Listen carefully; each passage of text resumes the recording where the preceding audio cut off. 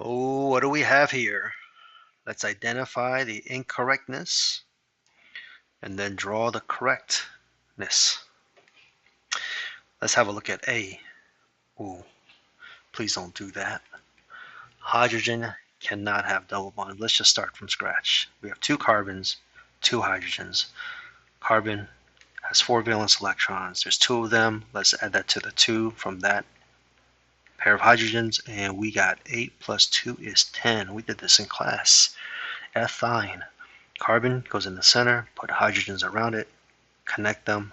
That's going to use up 6 electrons to make those bonds. We got 4 left. Put them on the central carbon. 1, 2, 3, 4. How about we do this, because we know we're going to use them to make more bonds, because neither central carbon has an octet. Right now it has 2, 4, 6 on both of them. All right, so we need to share another pair. That's going to bring us up to 7. Share another one. Now they all have 8. Right, there's your Lewis structure. You can tidy that up if you want to. Let's go on to B. What surprise do we have here? Whew, okay, we should just draw all these over again. Guess that's what it asked us to do. Fluorine only has 4 valence electrons, and so does oxygen. Hydrogen is good. All right, let's draw this over. So we got F, got O, got H. Fluorine brings in 7.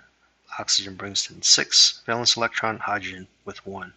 That is 14 valence electrons. Which one is least electronegative? We know fluorine is the most electronegative. That can't go in the center. We know hydrogen can't. I actually told us how it's ordered, so there it is. It's got the F, the O in the center, and the hydrogen on the other one. We need to connect them.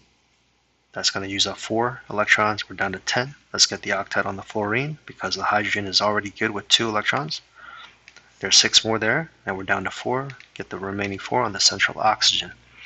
Now, fluorine is good. That's why we gave it the electrons first. It's more electronegative. Hydrogen is good. Let's check it out. 2, 4, 6, 8. Looking good.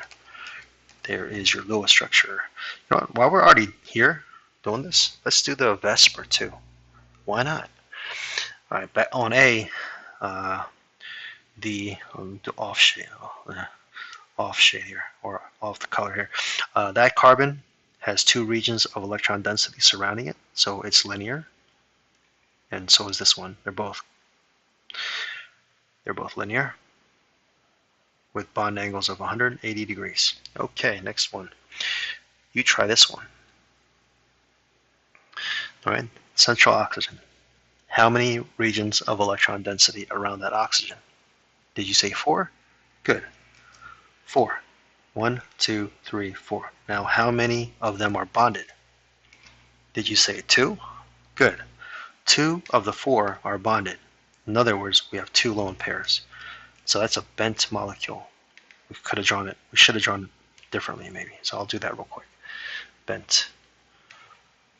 There's the oxygen. Put the fluorine there, maybe.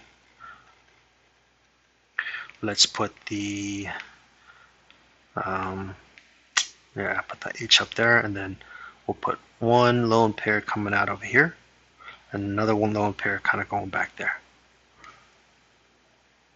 All right. So here's your bent molecule. What's that angle? Tetrahedral, right? So it's going to be less than. You got these 2 lone pairs. Extra repulsions from the lone pairs. So less than 109. And the shape is bent. Work on your VSEPR. Let's move on to C. Got a triple bond. All right, so we got 2, 4, 6, 8. Well, they both have the octet. Do we have too many electrons? Too few electrons? Well, this guy is just going out of order in the steps, because these are 2 halogens. They don't need triple bonds. So we got 2 halogens. Got iodine and chlorine. They both have 7 electrons, so we got a total of 14 valence electrons. Let's put iodine on one side and chlorine on another side. Connect them with 1 bonding pair. That's we're down to 12, and now you give them their valence electrons. So that is the correct lowest structure. There's no geometry because you get two. There's no central atom, so you can call that linear if you want to. Finally, D. Oh, what do you think is wrong with that? Like one of them, just like the previous one, it looks like everyone's got the octet, right? So you got a triple bond there. That's 6, 8, 6, 8. Again, they're skipping steps. So let's start this from the beginning. That's 2 N's and 2 H's. Okay, nitrogen brings in 5 valence electrons. There's 2 of them, plus the 2 from the hydrogens. There are 2 of those. And that's going to be 10 plus 2 is 12 valence electrons. Hydrogen does not go in the center, so put nitrogen in the center, surround it with the 2 hydrogens, connect them with a bonding pair. That's going to use up 6 of our valence electrons. We're down to 6. And the hydrogens do not want more than the 2 they already have, so let's put 3. 1, 2, 3 on each one, I guess. 1, 2, 3. All right, let's check out the nitrogens. Hydrogens are good, right? Nitrogens have 2, 4, 6, 7. They each have 7. So we need one more, so we can make a double bond.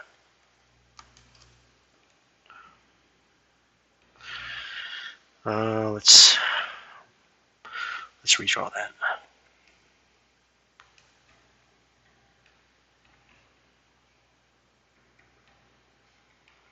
There's your low structure. Let's go into VSEPR.